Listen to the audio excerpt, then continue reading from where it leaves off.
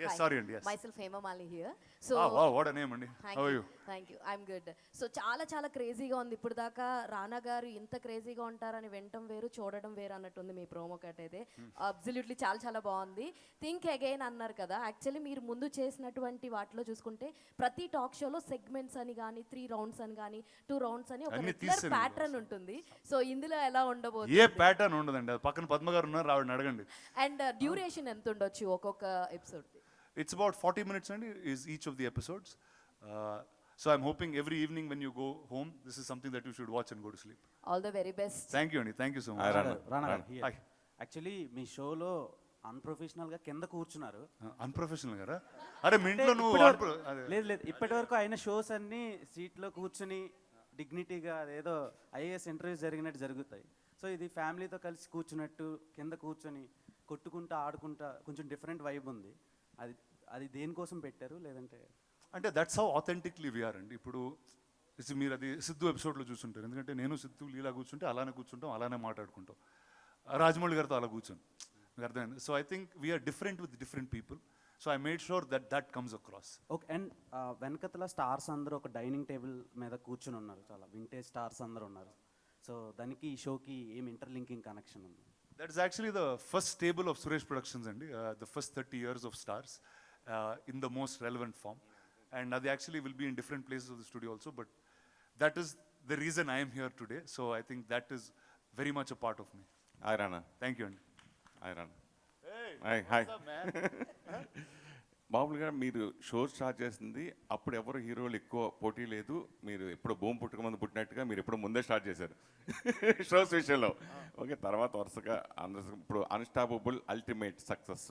So హీరోల సినిమాల్లోకి ఎలా కాంపిటీషన్ ఉందో అలాగే టాక్ షోల్లో కూడా హీరో కాంపిటీషన్ ఉందో అనుకోవచ్చా? అంటే యాక్చువల్లీ అండి, ఇప్పుడు ఏదైనా సినిమాల్లో కూడా ఇప్పుడు మీరు 2 సినిమాలు స్ప్లిట్ స్క్రీన్లో చూస్తున్నారంటే ఒకేసారి, అట్లా కాదు కదా.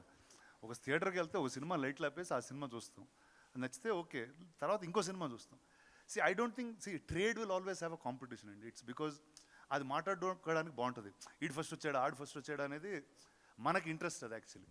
బట్ రియల్ లైఫ్లో అలా ఉండదండి, ఎందుకంటే ఒక సినిమా ఏదో రోజు రిలీజ్ అవుద్ది, ఇంకో సినిమా ఇంకోది ఏదో రోజు రిలీజ్ అవుద్ది. ఆ ఫ్యూ డేస్, ఎందుకంటే లిమిటెడ్ నెంబర్ ఆఫ్ డేస్ ఉన్నాయి కాబట్టి you feel competition. But as people we are be very different. ఇప్పుడు బాలకృష్ణ గారి షో ఉంది, his personality is very very unique, very different. I'm a very different person. So I think ఎంతమంది talk షోలు చేసినా వాళ్ళ personality ఒరిజినల్గా if it's coming out, I think it always be unique. మామూలుగా జల్లగా రాణా దగ్గుపాటి పేరు రాగానే ఫస్ట్ గుర్తొచ్చేది బాహుబలి. తర్వాత హీరోగా నేనే రాజు నేను మంత్రి సూపర్ డూపర్ సక్సెస్ కొట్టిన రాణా ఎందుకు మళ్ళీ హీరోగా బిగ్ సక్సెస్ ఇప్పుడు కొట్టలేకపోయాడు, ఎప్పుడు కొడతాడు?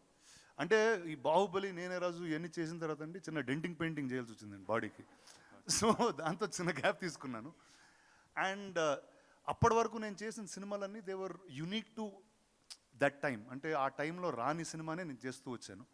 So now those became normal. Today Leader or a Ghazi or Nene Raju or very normal films, everybody does it.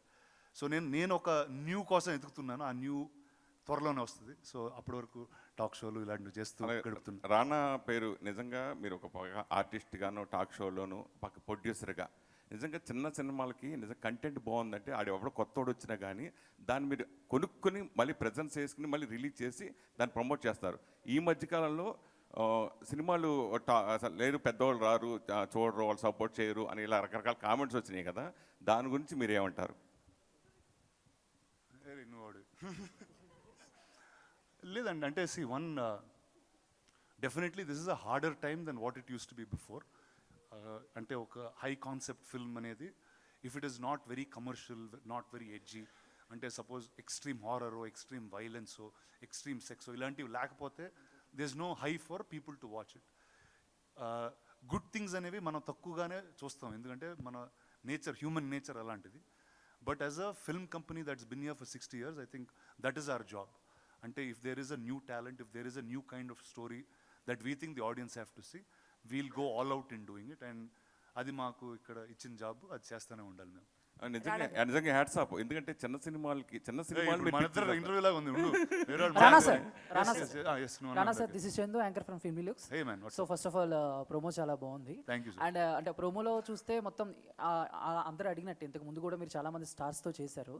But ఆ స్టార్స్ గురించి ఆల్మోస్ట్ అందరికీ తెలుసు. బట్ కొంతమందికి చాలా పాన్ ఇండియా స్టార్స్ కానీ మన తెలుగులో స్టార్ హీరోస్ కానీ వాళ్ళు చాలా రేర్గా వస్తూ ఉంటారు ఇలాంటి షోస్కి. అంటే ఎగ్జాంపుల్ పవన్ కళ్యాణ్ గారు కానీ లేకపోతే రజనీకాంత్ గారు కానీ ఇలాంటి వాళ్ళని తీసుకొచ్చే ప్రయత్నం ఏమైనా ఉందా మీ మైండ్లో?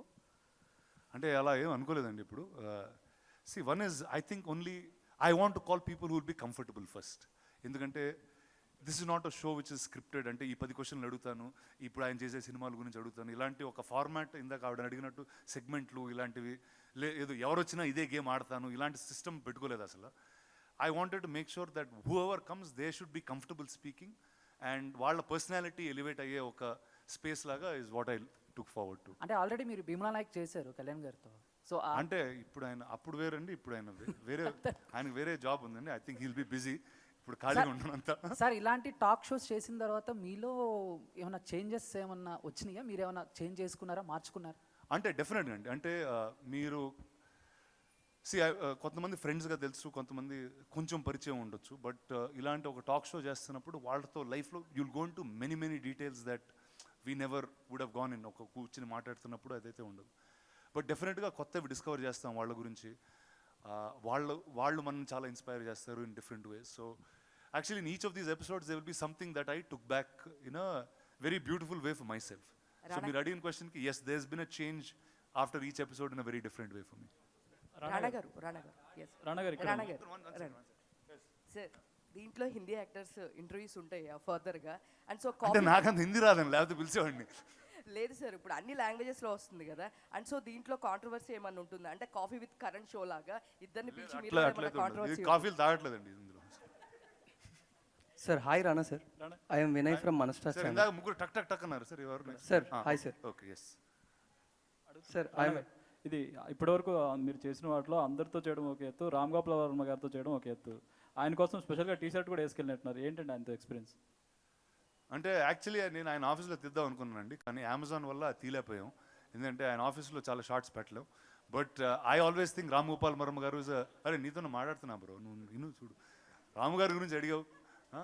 So I think is a very unique personality and ఆయన పర్స్పెక్టివ్ లైఫ్ గురించి చాలా డిఫరెంట్గా ఉంటుందండి. అండ్ నాకు గుర్తు ఆయన 10 years బ్యాక్ నాకు ఏం చెప్పారో those are all relevant things today. అప్పుడు క్రేజీ అనిపించింది, ఈరోజు రెలవెంట్ అనిపిస్తూ ఉంటుంది. So I think it's a very different mind and I really wanted to speak to him. Ram Gopal Varma డెన్లో మీకోసం ఒక స్క్రిప్ట్ రెడీ అయింది అంటున్నారు. రామ్ గోపాల్ వర్మ గారి డెన్లో మీకోసం ఒక స్క్రిప్ట్ రెడీ అయిందంట మీరు హీరోగా. అదేనా డిస్కషన్కి వచ్చిందా? నాకైతే చెప్పలేదండి. Sir hi sir. Hi. When other stars వాళ్ళు ఒక స్టెప్ అంటే వేరే షూస్లోకి అడుగు పెట్టినప్పుడు ఆడియన్స్ నుంచి యాక్సెప్టెన్స్ అనేది 50-50 ఉండొచ్చు. బట్ రానా గారు ఏ షూస్లోకి స్టెప్ ఇన్ చేసినా ఆడియన్స్ కానీ లేకపోతే యాక్టర్స్, టెక్నీషియన్స్ వాళ్ళకి బెనిఫిషియర్ అనేది ఎక్కువ ఉంటుంది. వెదర్ ఇట్ ఈస్ యాక్టర్ కానీ, టెక్నీషియన్ కానీ, ప్రొడ్యూసర్ ఏదైనా. సో లైక్ మీకు బాగా పర్ఫెక్ట్గా అనిపించిన హ్యాట్ మీకేంటి సార్?